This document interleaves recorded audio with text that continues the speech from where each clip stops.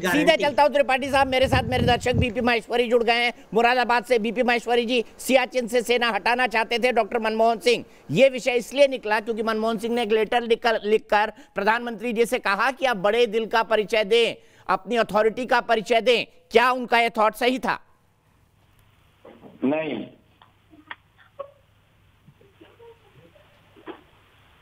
मैं आपको ये बताना चाह रहा हूं कि गलवान घाटी लद्दाख में हमारे देश भारत व चीन से हिंसक झड़प में हमारे देश के 20 जवान शहीद हुए थे। ऐसे में हमारे देश में चीन के खिलाफ जबरदस्त माहौल है, जबकि एलएसी पर हथियारों का इस्तेमाल नहीं करने की संधि है और हमारे देश के जवानों ने इसी संधि का इस्तेमाल किया था। फिर भी हमारे सैनिकों ने चीन के 43 जवानों को मारकर उन्हें भी सबक सिखा दिया। सेना प्रमुख जनरल एमएम नरवणे जी ने लद्दाख बॉर्डर पर पहुंचकर जवानों का हौसला बढ़ाया है और जनरल नरवणे जी ने यहां तैनात जवानों को उनके शानदार काम, उत्साह और साहस की तारीफ की है और कहा है कि 2020 के विरुद्ध भारत का इरादा साफ है। अब सेना को चीन की हिमाकत पर खुली छूट मिल गई है। चीन की हिमाकत पर खुली छूट मिल गई है, ठीक है। सीधे सुनील सिंह साजन जी के पास चलता हूं। अफसोस सुनील भाई, डिस्कशन कुछ ऐसा भाग गया कि आपके पास ज्यादा आ नहीं पाया, इसके लिए माफी चाहूंगा। लेकिन फिर सवाल 1996 फिर आ गया। 1996 की वो संधि कि एलएसी से 2 किलोमीटर इधर और 2 किलोमीटर उधर हम हाथ बांध के रहें। आज तो सरकार ने खुली छूट दे दी ना। मैं कहता हूं खुद मुलायम सिंह यादव जी, मैं उनके साथ एक बार सीमा पर था, कहीं से गोली चली, उन्होंने बोला पलट कर मारो। ये गलती नेताजी से कैसे हो गई ये जानना चाहता हूं। फिर के शर्मा जी के पास जाऊंगा सीधे। देखिए दीपक भाई, आपने अच्छी बात कही कि आप नेताजी के साथ थे और नेताजी ने कहा कि पलट के मारो। यही समाजवादियों का स्वभाव है, इसीलिए नेताजी लगातार कहते रहे कि चीन से सतर्क रहो। अभी के शर्मा जी समाजवादियों के बारे में बात कर रहे थे। के शर्मा जी, आप अपना इतिहास जानते हैं। 1947 की आजादी की लड़ाई में आपके वैचारिक आका किसके साथ थे? क्रांतिकारियों की मुखबिरी कर रहे थे, अंग्रेजों के साथ थे। हम जानते हैं कि अंग्रेज भाग गए, लेकिन अभी भी काले अंग्रेज, आप जैसे लोग, आप जैसे दल के नेता अभी इस देश में हैं। जब ये देश गोरे अंग्रेजों को भगा सकता है तो काले अंग्रेजों का भी इलाज करेगा। लेकिन देखिए दीपक जी, हम आपके प्रशंसक भी हैं, लेकिन हम जानना चाहते हैं कि क्या एक बार आप वरिष्ठ पत्रकार होने के नाते मोदी जी से या मोदी जी की सरकार से यह सवाल कर पाए कि हमारे 20 जवान कैसे शहीद हुए? क्या आप पूछ पाए कि हमारी जमीन पर कब्जा है या नहीं? जवाब दीजिए के शर्मा, हमारे 20 जवान कैसे शहीद हुए, क्यों शहीद हुए? पूछ रहा हूं आपके सामने। के शर्मा, मोदी जी की पार्टी, राष्ट्रीय पार्टी भाजपा के प्रवक्ता, हमारे 20 जवान कैसे शहीद हुए? जवाब दीजिए, देश जानना चाहता है के शर्मा आपसे आज।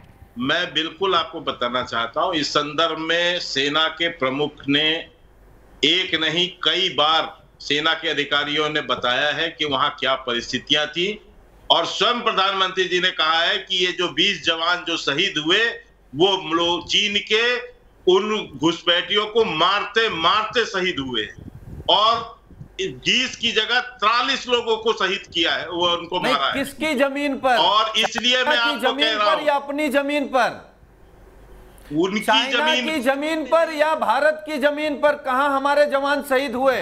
आपको पहले वहां के एलएसी की जानकारी होनी चाहिए। सुनील साजन जी, पहले आप गलवान घाटी, हमको ये बता दीजिए, पहले गलवान घाटी और लद्दाख की जो है परिस्थितियों का जानकारी कीजिए, बताइए वो पढ़ाई करके आइए और जानकारी करके आइए। इसके बाद यहाँ पूछिए जवान शहीद हुए। इसके बाद यहाँ पर प्रश्न टीवी में पूछिए। इस संदर्भ में देश के बीच में मत बोलिए, बीच में तोता मत बनिए, तोता मत बनिए बीच में। शांति से सुनिए, पहले शांति से सुनिए, प्रैक्टिस करते हैं झूठ बोलने की बीच में। आप सारे भारतीय जनता पार्टी के लोग प्रैक्टिस कहां करते हैं झूठ बोलने की? होनी चाहिए। सुनील भाई जवाब सुन ले प्लीज। सुनील भाई जवाब सुन ले, सुनील भाई जवाब सुन ले, जो आपको सरकार में सुनील भाई प्लीज, सिर्फ के जी की आवाज। मुझे प्रदीप जी के पास भी जाना है। मैं इसलिए इनको कहना चाह रहा हूं कि मैंने स्पष्ट किया, दीपक जी, सेना के अधिकारियों जो वहां पर वर्तमान में है, सेना प्रमुख हैं, सरकार है, सर्वदलीय बैठक है, हमारे हर जगह भारत इनके प्रश्नों का उत्तर व्यवस्थित रूप से सरकार ने, सेना ने, सबने दिया है। लेकिन समस्या ये नहीं है, समस्या ये नहीं है, समस्या इनकी ये है कि ये जो है देश के अंदर एक तरह का भ्रम और भ्रांति फैलाना चाहते हैं, और देश की समस्या पिछले दरवाजे से एक षड्यंत्र के तहत ये जो है चीन का जो वो प्रोपेगेंडा करता है, उस लड़ाई में ये कहीं ना कहीं उनको सहायक सिद्ध हो रहे हैं। इस तरह से भारत को नीचा क्रांतिकारियों के खिलाफ षड्यंत्र करते थे, वो षड्यंत्र की बात कर रहे हैं, और इसी षड्यंत्र के हिस्सा इसलिए माने जाएंगे क्योंकि 2006 के हिस्से माने जाएंगे। भाई एक सवाल जानना चाहता हूँ, एक सवाल का जवाब जानना चाहता हूँ तमाम सेक्युलरों से, एक सवाल का जवाब जानना चाहता हूँ तमाम सेक्युलर नेताओं से, चाहे वो सुनील सिंह साजन हो, चाहे विवेक श्रीवास्तव हो, चाहे प्रदीप भाई हो, मेरे बड़े अच्छे बड़े भाई हैं प्रदीप भाई, मेरे मित्र हैं, आप तीनों मेरे मित्र, मैं तीनों से जानना चाहता हूं, इतना बड़ा सेक्युलरिज्म अगर देश में था तो 1947 में हिंदू मुसलमान के आधार पर यह देश क्यों बट गया? इसका कौन जवाब देगा? सेक्युलरिज्म के कितने मसीहा इसका जवाब देंगे? प्रदीप जैन जी, आप जवाब दीजिए। मुसलमान यहाँ रह गया, जो मुसलमान यहाँ रह गया, अब उसी की वकालत करिए जिसके लिए देश बना था, अब उसी की वकालत करिए जिसके लिए देश बना था, अब उसी की वकालत करिए जिसके लिए देश बना था। प्रदीप जैन जी जवाब दीजिए, जवाब दीजिए। सियाचिन से सेना को हटाने का ख्याल क्यों आया 2006 में? और भारत को अपना मानता है। सिर्फ प्रदीप का आवाज, सिर्फ प्रदीप जी का आवाज।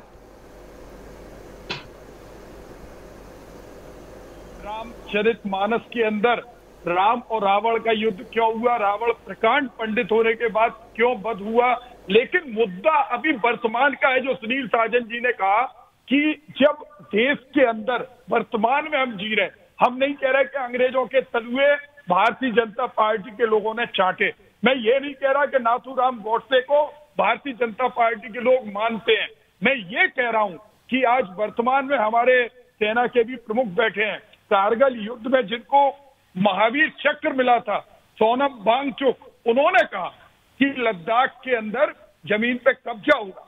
छाती जलती है हमारी, हम कांग्रेस के लोग हैं, पाकिस्तान से लड़ाई हुई थी दीपक भाई, तो इंदिरा जी ने पाकिस्तान के 2 टुकड़े कर दिए थे।